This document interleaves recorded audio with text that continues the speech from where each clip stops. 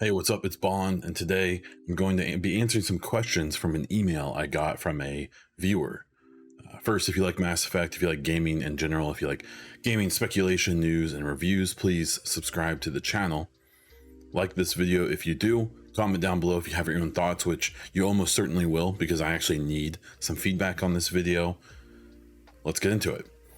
So I received a email from Politically Neutral Horseman, who comments fairly often here on the channel and the various videos. So I appreciate that. Thank you. Asking a bunch of like Andromeda questions. That they're a big Andromeda fan, and I think we just kind of wanted to talk about Andromeda a bit, and they wanted to get my take on some things. So we got 6 questions here, and we will jump into them. There will be some spoilers in here if you haven't played Andromeda or finished it, and you intend to without knowing some details, as well as the books and some other stuff around the game. But the first question, number 1, why didn't every Pathfinder get a scout ship? So the basic premise to know about Andromeda is there was essentially a mothership sent to Andromeda. It's called the Nexus, and then there were a bunch of things called arcs, and each of those was, for the most part, fairly species specific. And each arc was, mostly focused on maybe a small subset of the species from the Milky Way. So you had an arc, I believe, like for the Krogan and the Solarians and the Quarian, or the Quarians. That's a bigger story, which we'll hit later. And the Asari had their own. And part of Andromeda is you're actually going around the Andromeda galaxy, or the star system that you're in, trying to find out what happened to all these arcs. And obviously you start on the human one. So each of those arcs had a designated Pathfinder, and in Andromeda, the characters that you can play as, the Ryder twins, their father is the designated Pathfinder for the human arc. But due to an issue at the beginning of the game, he passes away, and his Pathfinder status gets passed on to one of the 2 children, whoever you pick, and the other one gets incapacitated. So there's a question here of, we have the Tempest, which is the ship that we use, that you go around Andromeda in. It's the replacement for the Normandy, essentially. And Horseman here is asking, why didn't they get their own scout ships? My assumption is that the Tempest is supposed to be the scout ship. If you ever look at any of the size comparisons between the Tempest and the Normandy just dwarfs the Tempest. The Tempest is a relatively small ship. Now it doesn't feel like that in game, because it's a very large space. One of the things I really liked about Andromeda is how they represented many of the common areas, or the hubs, and the Tempest being a really, really cool one. They did a great job with the Tempest, because it feels twice as big as the Normandy.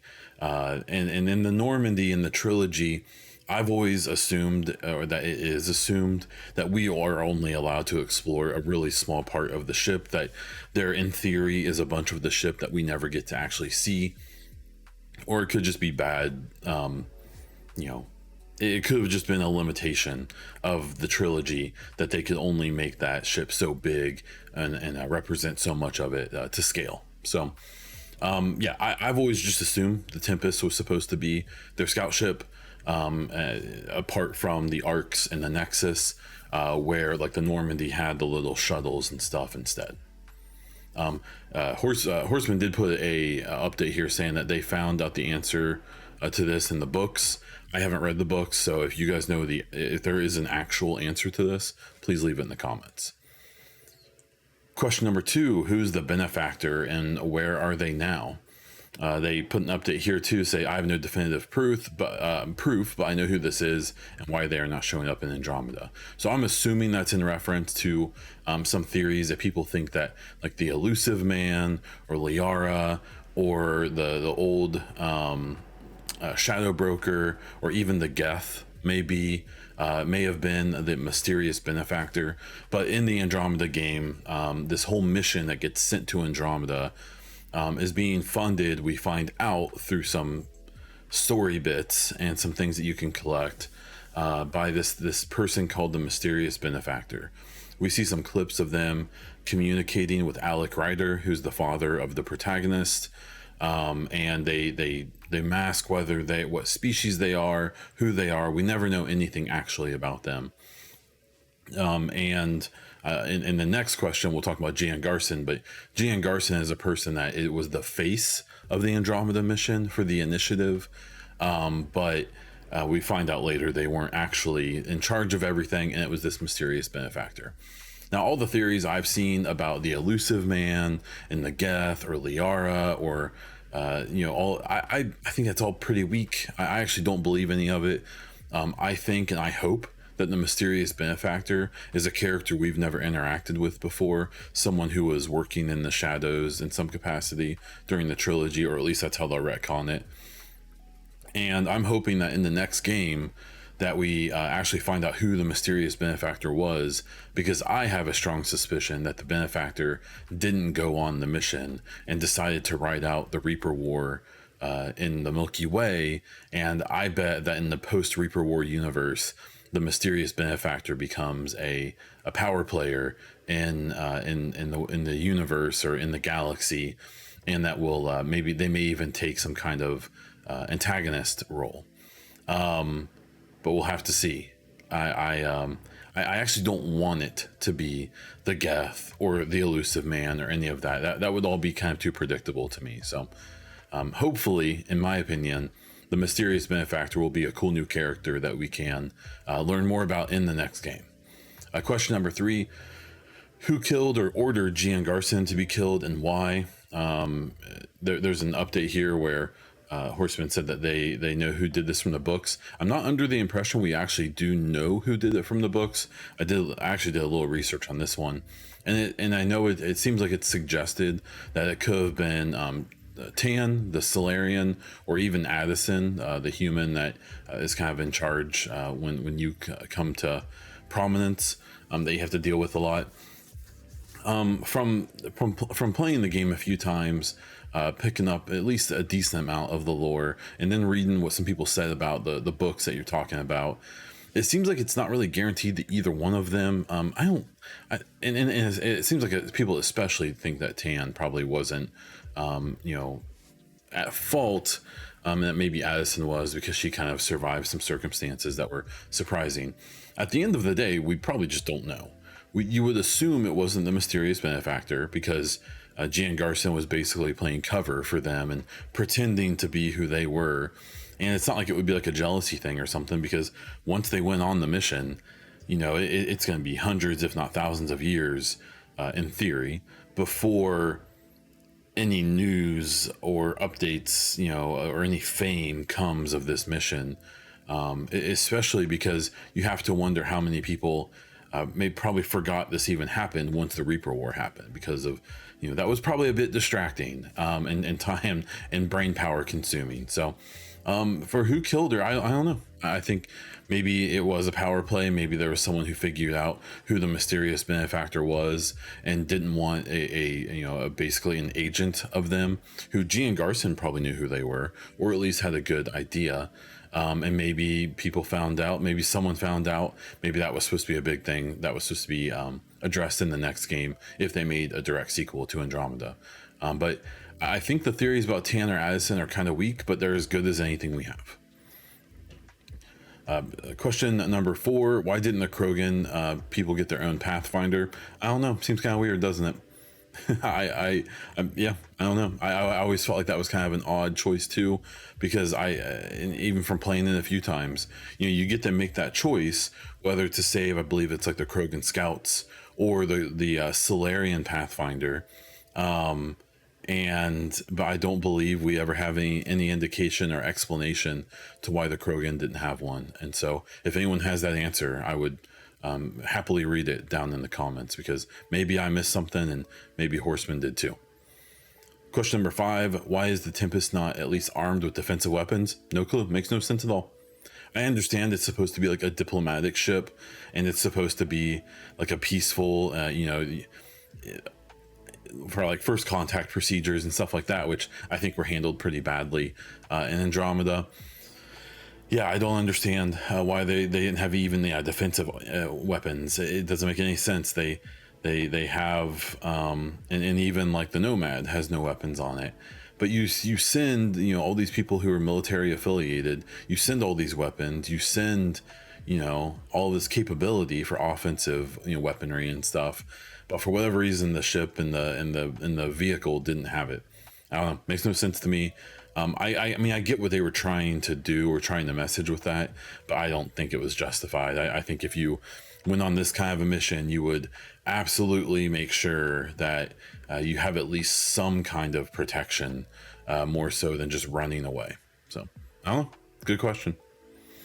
And then finally, the sixth question is: does the Quarian Ark Keela Sia ever overcome the pathogen on board and regain the control of the Ark? And then they send an update that they know the answer to this now, after reading the book. I believe it was Annihilation, which was a book that is about what happened to the Quarian Ark that never made it. That's the one Ark that's missing at the end of Andromeda. And, spoiler warning here, what you end up finding out from this book is that through some circumstances like a doomsday cult and stuff, a disease gets spread around the Quarian Ark, which had, I think, like Hanar and Volus. It had like a bunch of the other species that didn't get their own arcs. And some people basically woke up early, and it caused a bunch of issues. And I believe, if I interpret what I've read about this, the book though, is that at the end of the book, it does seem to indicate that they fix the issues and they go back in the cryo and they continue the mission. So my assumption is that at some point, maybe if they do ever do an Andromeda direct sequel of some type, we'll find out that, actually the Quarian Ark did eventually arrive. It's really interesting. There was I think it was just like a fanfic, or it was like a former BioWare employee said that they had this idea, but it was never really taken seriously, of that like the Quarian Ark would get stuck. It's not in a different part of the Andromeda galaxy, and end up finding it on the outskirts of the Andromeda galaxy, and end up finding that these races that were worshiping something and they didn't really understand, only to find out that the thing that they were worshiping was a crashed Reaper on this planet that had tried to explore deep space and made it to Andromeda, but then wrecked and couldn't. It wasn't viable still, but it was still alive. And that was kind of a cool idea, and there was some artwork people made to kind of illustrate it, but yeah, I suspect that all of that was just kind of fanfic. And my assumption is that, assuming we'll see Andromeda again in the Mass Effect franchise, which I'm sure we will, I bet we'll find out that, the Quarians made it eventually. So yeah. So I know part of these questions was, and even just the statement that Horseman made when they emailed me, was kind of saying that they hope that we get some Andromeda involvement in the next game. I don't completely disagree. I really want the Andromeda involvement in the next game to be very referential, or even finding a mysterious benefactor if they did stay in the Milky Way, things like that. I would really like the next game to lead to a direct Andromeda sequel, or maybe they could do that the right way, or do maybe a little bit of a reboot. I don't know. I'm not against that kind of stuff, but I really hope the next game, and I think the next game kind of needs to be a bit of a reset and okay, back to the Milky Way, back to the stories that people know or at least are familiar with. Let's reestablish the franchise, and then let's move forward again. That's my hope. And that's my bias. So we'll have to see what they do. I appreciate these questions. I appreciate the email. And, if anyone wants to do the same thing, you can find my email either on my Twitter. You can find it on the About page here on YouTube. And you are welcome to do something similar if you want me to make a video answering some of your questions. So thank you for that. If you like the Mass Effect content, if you like this video, please subscribe to the channel. If you liked it, please hit the like button, the thumbs up as well, and leave a comment or question or topic, or educate me on something down in the comments below if I got something wrong here, or if you have your own theories. I want to hear it. I am Bon Diesel all over the internet, on Twitter, YouTube, Twitch, and Instagram. And I also have a weekly gaming podcast where I do weekly gaming news, some speculation reviews when it's appropriate.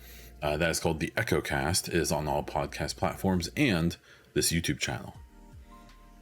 That's all I have for this one. So until next time.